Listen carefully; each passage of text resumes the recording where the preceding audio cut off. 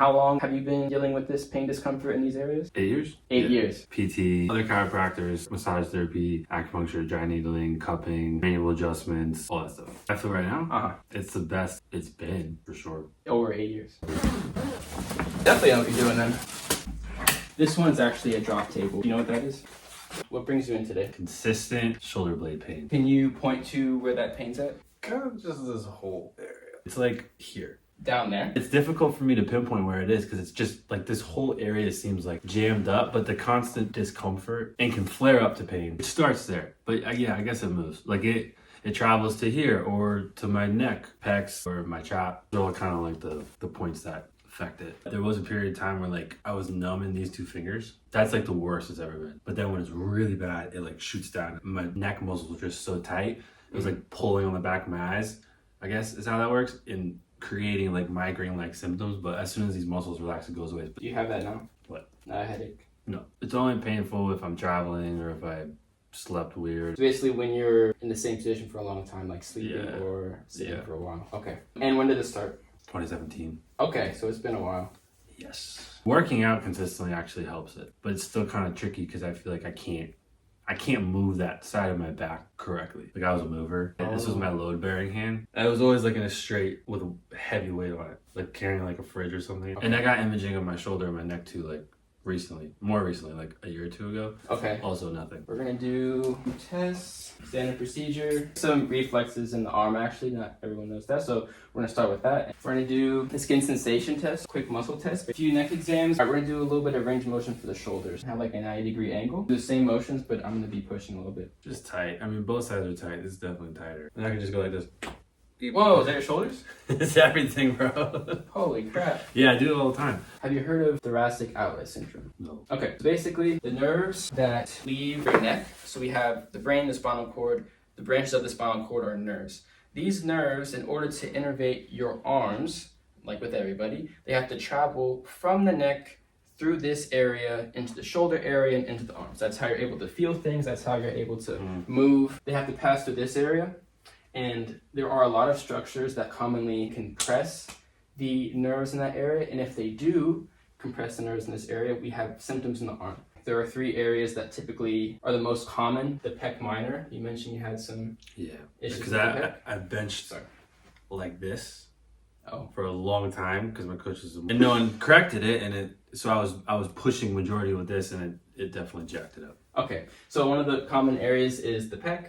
And then we also have one under the clavicle, this bone right here, and then we have one in the neck as well. And that leads to what we call thoracic outlet syndrome. It's a general term for compression of the nerves that go into your arm. And back here, one of your pectoral muscles, the pec minor, actually attaches to the coracoid process, which is a part of the scapula, which is where you're having a lot of your pain and discomfort. How often you say you get that pinky numbness? Not that often? If I've been stuck in somewhere for a long time. Okay. And at that time, you also have an increase in symptoms back there? Yeah, everything's like... Okay. So it's looking like when things are super compressed in that area, not only does that pain get worse, but the numbness gets worse as well. So these two definitely seem related. I don't think the physical compression of the nerve is causing pain back here, but what's probably compressing the nerve is also influencing back here. Does that make sense? Yeah. Okay. So it's kind of like 2 different things, but they're definitely related. And I'm thinking as we solve one, the other will go along with it. It's not because there's anything wrong with you, but your body naturally adapts. So if it wakes up on one day and it's a certain way and it's the exact same way the second day and the third day and the fourth day, over a year's time, your body's gonna think, okay, this is my normal. And it's not where everything should be, and it's actually causing kind of pain, but your body's just so used to it that just kind of like what it neurologically expects there to be. Yeah. And so, does that make any sense?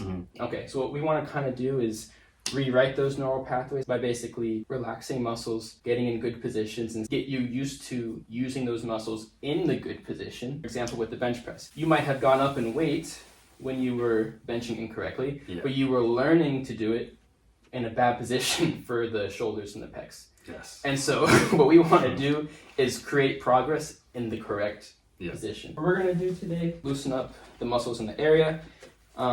Since you tend to adjust yourself, I don't know if necessarily an adjustment will be good for today. Maybe in the future when you have taken a break from adjusting yourself, we can do it. But people associate an adjustment with like bone cracking, but it's actually movement in the spine. That popping sound is just a bone moving on top of another. So basically when you constantly move it and move it and move it and move it, it's the opposite of stiff. It's like almost like too mobile. So I don't want to continue to push something that's already moving a lot, if that makes sense. What I want to do is loosen the things that aren't moving a lot. A lot of people say like, oh, chiropractors, all they do is adjust people, and that's what we're known for, probably more than any other type of doctor. However, it doesn't mean we have to do it every time, or that's the best thing for the patient with every condition. Yeah, it feels tight in there. Found it and flip it. Good job. Sounded like a chicken too. Again. Definitely feel it. It kind of like breaks up the connective tissue in between the muscles. When this gets really, really stiff, it's hard for our muscles to move because this is kind of like the connection between the muscles. Keep breathing, relax if you can. I've accepted the challenge being the one to help, so we're gonna see what we can do. Keep breathing, deep breaths, deep breaths. Go for it. Whatever it takes. Another one? I'm gonna go a little bit subscap. Better, yeah, but we're not there yet. There you go. And come back. This area. That's probably the worst. All the other places.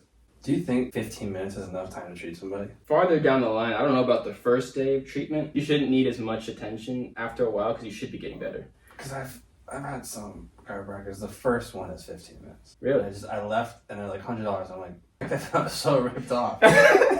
Yeah, right now I aim for about 40 for the first visit. That includes like history, exam, and treatment. Right now, trying to make it somewhat affordable, especially because it's cash right now. So I want to make sure people can be healthier and feel better while still being able to afford that treatment, but not sacrificing quality of care just because it's not necessarily super expensive. After this one, we're going to check out everything and see how you're feeling. Whatever you do to check in, like move your shoulders, move your arms, whatever you need to do. Feels good. It doesn't feel as uncomfortable. The area gets smaller, or is it still pretty general? No, definitely got smaller. All right, so where... When I said T4, right where you touched, that spot. Like, there. Okay, well, let's see if it's a rib then. So basically, I'm going to be pushing in different directions. You tell me, does pushing in that direction make it feel better or worse or the same? So it was here, Yeah. and it's not anymore. Not really, no. So we're gonna check the front then. All right, so we're gonna get into this then. I feel like I should have told you that. I want to get it all. Would your arm hit the wall if you move it out to the side? No, cool. All right, so I'm gonna do this as you do that. Start thumb down, and then I want you to end up thumb up. I'm supposed to rotate. Perfect. Mm-hmm. Okay. It's like the flare gun from hell. All the way up, all the way up, all the way up. Good. Last one. I should get an award. Get me into the Marines or something. All right, now check it out. Nah, I feel good for sure. How's the chest feeling? Good. Yeah? Yeah. And the back? Good. Still won't pop though. Maybe it's just a habit. Yeah, I don't want you to pop it in the wrong direction because the thing is, like I said earlier, when you hear that sound, it's movement. So right now, direction, positioning, that's all important for pain, right? Because we didn't put anything into your body, we didn't do any surgery right now. I just literally pushed on some things and it feels better. So positioning is important. PT, other chiropractors, massage therapy, acupuncture, dry needling, cupping, manual adjustments, all that stuff. The most helpful is like massage and energy work actually. Okay. Massage therapists will just massage my whole back and focus on like that area, but this just seems more like precise. How long have you been dealing with this pain discomfort in these areas? 8 years? 8 years. 8 years. I feel right now, Uh-huh. it's the best it's been for sure. Over 8 years. If this stays this way, I would be shocked. So recommendations I'll give you then. Should you avoid chest movements? I would say no. Try to do some negative work. So like slow on the way down. You don't have to explode on the way up, but load that eccentric because that is literally the stretching of the muscles, right? So that more time under tension as you're stretching it would get it to relax a little more. A lot of people think avoiding certain movements means it'll get less tight. That's not necessarily true. You could have completely inactive people just working at a desk all day have tightness. You're like, how are they tight? They don't work out. Well, it's because you don't need to necessarily work out to get something tight. Obviously, if you do a really hard workout and you hammer that muscle, it can feel really sore the next day and maybe get a little tight. Right now, we focused on taking it away. But like you said, maintaining that good feeling has been difficult for you, correct? So what we want to do is focus on that, because treatment's good if you feel good today, but we want you to feel good long term as well. So keep up with those stretches, do a little bit afterwards if you can. Try not to adjust as much, and don't try. You're already where you're supposed to be. Just chill. And the proof of that you're where you're supposed to be is that lack of area that's painful. You see what I'm saying? So you are in a better off position than before. You don't want to force it the opposite way. Can I work out tomorrow? Yeah. Cool. If you're sore, especially in the areas where you felt it, I'm already sore. Working out would help. Drink lots of water, and if you really, really need to, you can ice. Icing also helps with cold plunge. Soreness.